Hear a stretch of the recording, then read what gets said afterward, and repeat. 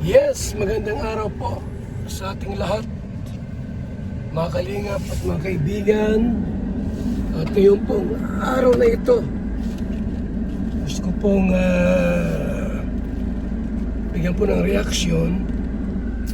Itong reaksyon ni Sangkay Lons kay Reed Zane or Pulang Uod. Sapagkat dito po ay nabanggit yung nangyari kay Pure Health na ang dahilan daw po ng pagkabulag, no? Ang dahilan ng pagkabulag daw po ni Pure Health ay dahil po sa mga ginagawa ng kalingap kay Pure Health. So para po ating mas lubos na maintindihan at malinawan po natin ang lahat, gusto ko pong reaksyonan nito, mga kaibigan. At siyempre magpapayag tayo ng mga ng ating opinion at palagay sa mga bagay na ito. Ito ang video po, mga kaibigan. Panoorin po natin. Hello mga sangkay, mga kalingap! Welcome back to my channel. Kumusta kayong lahat? So for today's video, gagawa ko ng reaction patungkol dito sa aking napapanood sa Reels, no? Galing dun sa live ni Pulang Uod na sinisisi niya yung kalingap sa pagkakasakit nung nangyari sa mata ni Pure Health, no? So, dito po ay sinisisi raw po ni Reed Zane, kaya Reed Zane Pulang Uod, no? Sa pagkakasakit daw po ni Pure Health, sinasabi ni Sangkay Lons, sinisisi raw po niya ang kalingap. Ba't kaya, mga kaibigan? So kalingap ang kanyang sinisisi dito. Pero bagong lahat, no, shoutout muna kay Kuya Val, kay Ate na, kay Kalingap Rob. Sa inyong lahat na patuloy na sumusuporta at nagmamahal kay Sangkay, mega love shoutout. So dako tayo dito sa ating pag-uusapan. Meron akong video clips ipapapanood sa inyo. Then after natin na mapanood, magbibigay ako ng opinion or kuro-kuro patungkol dito. Tara, mga sangkay, mga kalinga, panoorin natin. Guys, isipin nyo yan, diba? Punta ng Manila, minsan, walang matulugan, diba? Pagpunta ng ibang bansa, iwan lang doon kung saan-saan sa gilid-gilid. Bibigyan ka ng magkano, tapos, isang linggo sila doon, bibigyan ka ng 3,000, 4,000, diba? Saan-saan ka matutulog doon. Di ka pwedeng mag-ano ng makina ng sasakyan. Kasi, mauubos yung... Dapat yan guys, kung pupunta sila ng kaya ang ginagawa ni Pure, umuwi siya. O kaya makatulog man lang dito. Uuwi siya, iwan yung sasakyan doon. Dapat ang di ba yung ibang mga tao, may mga driver, di ba bibigyan ng kahit man matulugan, maayos na higaan. Diba? Kasi hawak na lang ang buhay nyo. Di ba? E paano yung pag inantok? Paano yung kung madisgrasya kayo? Huwag naman sana. Di ba? Dapat priority nyo ang driver nyo. Di ba? Patulugin nyo ng maayos, pakainin nyo ng maayos. Di ba? Eh hindi, ginagawa nyo ng robot eh. Oh, nagkanda, ano-ano na yung mata. No, siyempre, hindi agad i-epekto yan kasi matagal yan. Eh, naipon, antok, pagod. Oh. Tapos, minsan, hindi pa mapakain. Diyos ko Lord. So yun mga sangkay, mga kalinga, pati na panood yung video clips na aking pinapanood sa inyo. Ito galing doon sa live, yata ito ni Pulang Uod, no? Na sabi ko nga kanina, sinisisi yung kalingap dito sa nangyari sa kay Pure Health, no? Sabi niya, pupunta daw ng Manila, minsan, take note the word minsan, no? Walang matulugan. Ito yung kanyang inaano dito na minsan daw, pagka pupunta ng Manila, walang matulugan. Hindi ko alam kung kailan nangyari ito, no? Ang tanong dito, madalas ba si Pure Health nakasama, no, na pupunta ng Manila pagka may mga lakad sina Kuya Val? Kasi ang pagkakaalam ko dito, pagka dito lang sa Metro Manila, sina Kuya Val, balik din yan, no? Balik din yan kaagad ng daet. Pero kung pupunta ng ibang bansa, mabibilang natin ilang beses na ba sina Kuya Val pumunta ng ibang bansa? Kasi parang ito yung tinutukoy niya eh. Kasi walang matulugan. So, dito, taruhin po natin ito, mga kaibigan, no? Para mas clear ang lahat. So, binanggit dito ni Pulang Uod o ni Reed Zane na kapag pumupunta ng ibang bansa, isang linggo raw, parang gano'n, na wala matutulugan yung driver. So una sa lahat po, yung driver po ay dalawa. driver yung dalawa palitan. Tulad sa akin, pag ako'y nagpa-Manila, Kuya Brooks, GP, palitan sila. Minsan minsan ako ang nagmamaniho, kay Kalinga Prab at Pure Health, palitan silang ganon. Ngayon, gusto ko lang pong i-clear na ang pag-ibang bansa hindi madalas, once a year. Kung may twice, bibihira po. Once a year lang po yan. Ngayon, pinakamatagal, mga 5 days, inaalam po namin yung driver kung uuwi or mag-stay sa Manila. Kung mag-stay sa Manila, saan mag-stay? Saan matutulog? Kung walang sa Manila, pinapauwi po namin yan. Kasi kung 5 days nga naman, tagal lang hintayan. Ngayon, hindi pwedeng isisi sa Kalingap yung pagmamaniho tungkol sa mata. Kasi dapat lahat ng driver, kasama na ako, dapat yung mata ko bugbog na rin. Ako po, araw-araw ko nagmamaniho. Pag pa-Manila, nagmamaniho po ako. Di sana ang mata ko ay mamaga na rin. Ba't si Pure Health lang? Sana si Kuya Brooks, ganun din. Si Kalinga Prab or si GP. May time si GP po ay talagang ayaw magpapalit. Gusto lagi siya ang driver. Bakit si Pure Health lang po ang nagkaganon? Yan ang tanong ko. Kung ang pagdadrive pa Manila ang ating babasihan, bakit po si Pure Health lang ang nagkaproblema sa mata? Namaga ang mata niya. Ba't si GP hindi naman? Ako hindi rin. Araw-araw po ako nagmamaniho nito. Yan, pag pa Manila, na-drive din po ako. O yun ang tanong ko naman doon. Ngayon po, dito po sa mga driver, kung wala silang matutulugan, pwede silang umuwi. Yes, may pagkain naman po. Wala mang nagugutom sa amin. Wala nang nagugutom sa amin. Sa pagkain lang, may pagkain naman eh. May mga allowance yan. Binibigyan ni Kalinga Prab. Binibigyan ko rin. Pag nabigay si Kalinga Prab ng 4K, ako ganun din. No? Madalas ganun po akong ginagawa. At saka, silang may gusto ang nag-o-offer na kung magpa-Manila, sila ang magmamaniho. Yan ang ano po diyan. Maraming driver po gusto magmaniho. Ito po ay voluntaryo, walang sapilitan. Pero meron kaming allowance na binibigay. Tulad ni JP, kaya siya umuwi at magmaniho, gustong puntahan yung mga anak. Madalaw po nila. Kasama si Isla Bonita. So, nakadalaw na sa pamilya, sa mga anak. Nakauwi na sila, may allowance pa. Si Pure Health, iwan ko lang kung saan siya umuwi. Hindi ko alam kasi may Kalinga Prab yan eh. Pero kung sabihin natin na dahil sa pagdadrive ang sani at dahilan ng pagka problema sa mata, ay hindi po tayo maniniwala doon.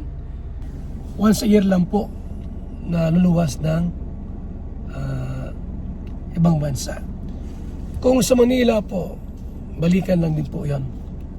Lahat kami nagsasacrifice kung Manila. At maraming driver.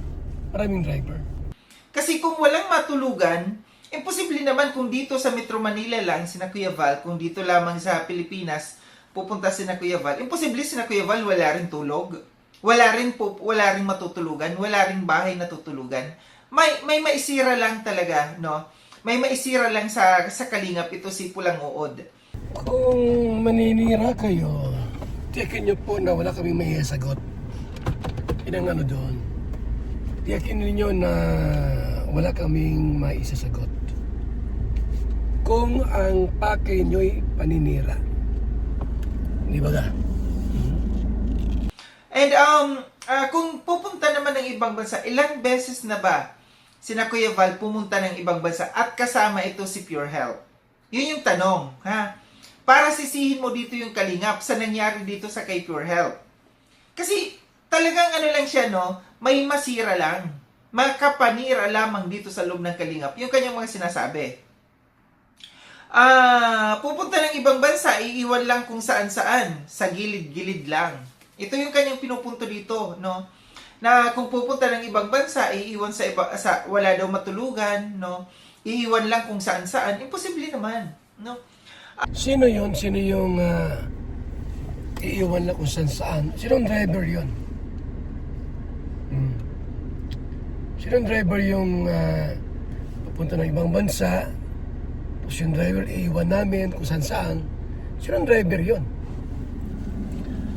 Kasi inaalam po namin kung saan siya uuwi, saan titira. Sabi naman nila, mayroon na silang mauwian. O di, doon pa lang, alam na po namin na nasa okay sila. So kung mayroon, sino yon? Yung driver na yon na iiwan namin kung saan. Nakakapagtaka. Imposible. Halimbawa, sina Kuya Val, 3 days, 1 week sa ibang bansa. Ibig sabihin, hahayaan lang ni Kuya Val na yung mga tao na naghatid sa kanila sa airport, no? Hahayaan lamang na dyan lamang. Di ba? Hindi ba sila hahayaan na umuwi na lang? Kasi nakita ko minsan sina Kuya Brooks, kagaya kina Kuya Brooks, napunta sa mga kaibigan na Kuya Brooks, doon sila natutulog. Di ba? Kayo din naman siguro, meron din naman kayo mga kaibigan. Kaya siguro naisip ni Kuya Val, siguro na pag-uusapan naman yan. Bago naman, hindi naman siguro si Kuya Val ganun ka sa Raulo, na pagkatapos lamang silang maihatid from Daet papuntang airport, wala na siyang pakialam sa mga yan. Di ba? Parang kung gagawin ni Kuya Val yun, hindi makatao yun. Yung mga ganyan na iiwan na lamang sa tabi-tabi, wala nang pakialam. Hello? At saka may mga utak kayo. May mga isip kayo na kung papayag kayo na ganyan ang mangyayari sa inyo. Di ba? Ito pa, sabi pa niya, bibigyan lang ng magkano? 3K to 4K. So, ibig sabihin, binibigyan. Kasi yung sinasabi mo dito na iwan lang kung saan-saan sa gilid-gilid. So, ibig sabihin, nagbibigay si Kuya Val ng pang-alawan sa mga yan. Kasi, kung ganun kasi Raulo si Kuya Val, hindi mag-aano yan, hindi gagawin yung sinasabi mo. At sa iyo na mismo, bibig mo na mismo ang nagsabi, ha? Na nagbibigay si Kuya Val. Di ba? Wala lang utak talaga ito si walang utak ito si Pulanguod na yung pagbibintang, samantalang dito sa kanyang bibig na lumalabas, na may ibinibigay si Kuya Val. Na nagbibigay si Kuya Val sa mga yan. Ano pang sabi niya dito? Hindi daw pwede mag-open ng sasakyan kasi maubos ang gasolina. Sinabi mo ba yun, Kuya Val? Di ba? Yung mga paratang, mga paninira sa kalingap. Alam niyo mga kaibigan, wala kami mga bili na ganyan na huwag kung saan. Ingatan lang yung sasakyan natin, huwag mabangga, ganyan, huwag makasagi kasi alam mo na, bayaran naman yan. Pero yung tungkol po sa gasolina, wala kami mga ganon. Iba tayo yung mga charity vlogger. Iba't kami magsasabi ng gano'n, huwag kayo magparalayas at baka maubos ang gasolina. Wala kaming mga sinasabi ng gano'n. Anong pakay ni Pulang Oo, ni Red Zane na magsabi ng gano'n? Ito ba ay sinisiraan ba kami or gusto lang mag-content? Sana mayroon siyang resibo. Sa mga driver, halimbawa may driver siyang close niya, yun ang magsalita. At ilang ulit nangyari. Madalas bang nangyari?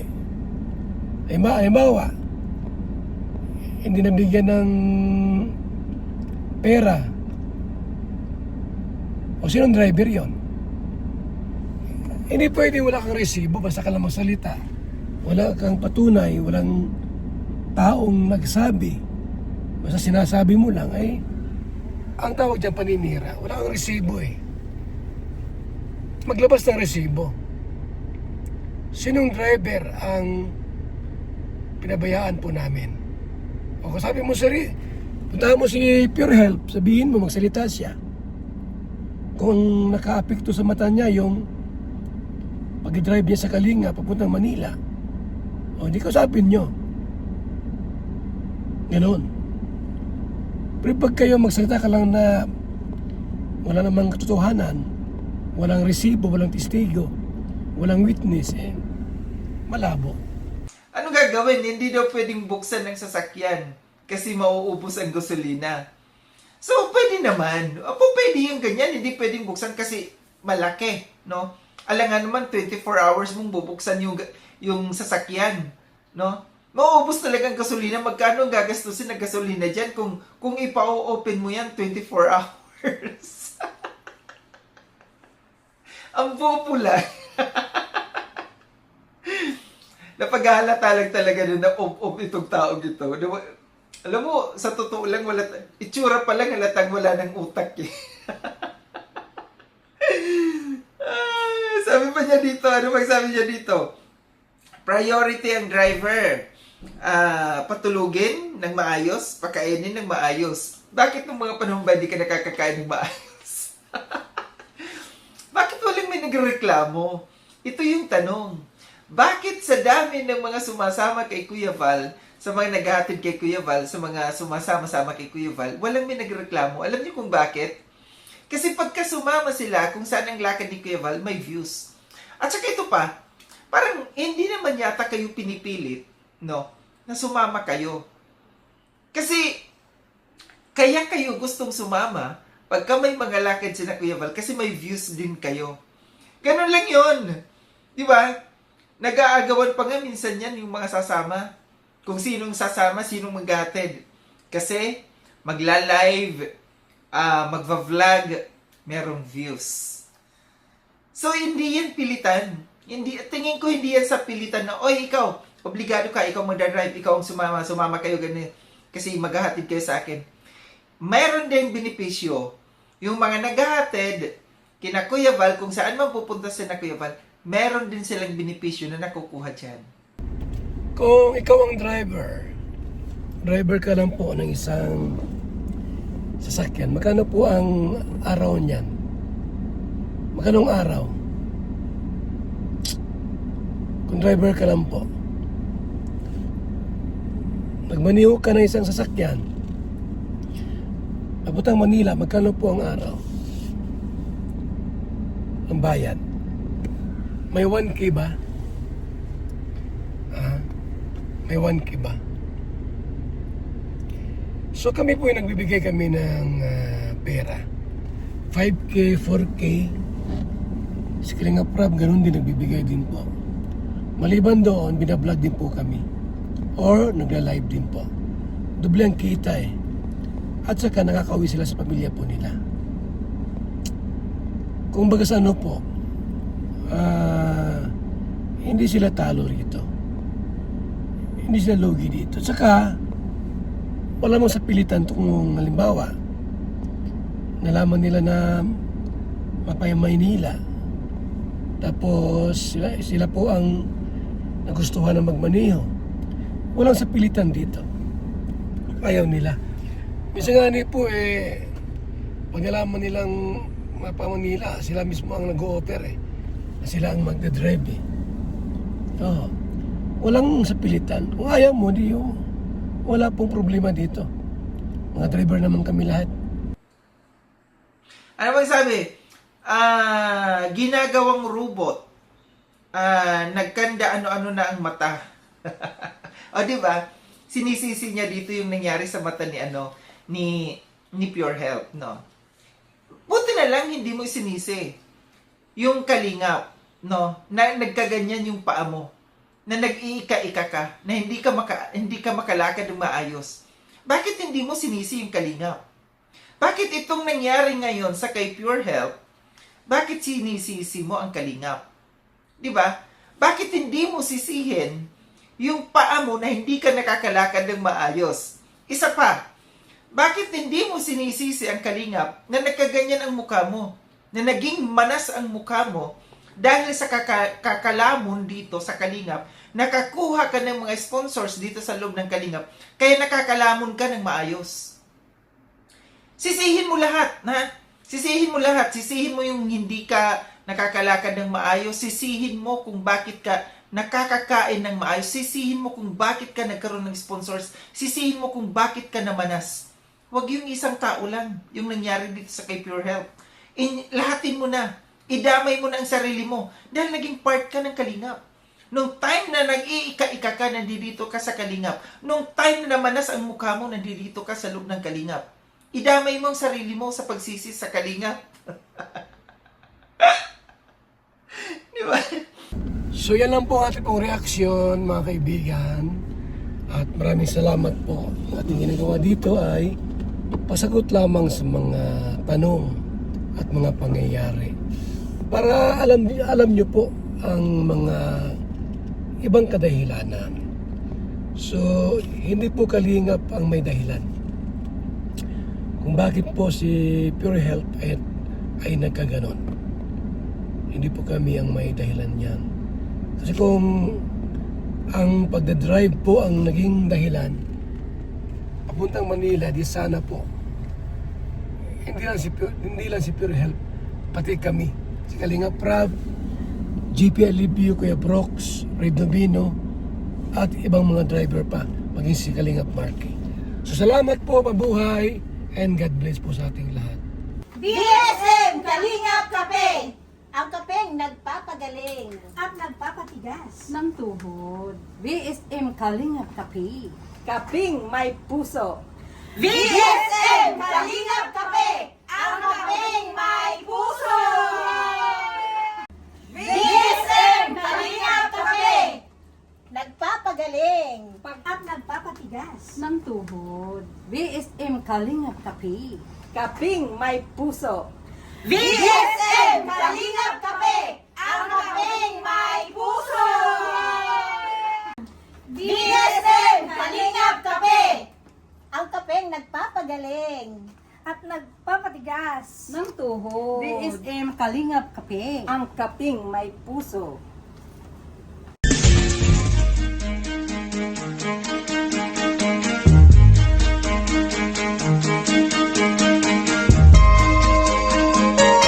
Ito ang palatuntunang tunay na lingkod bayan.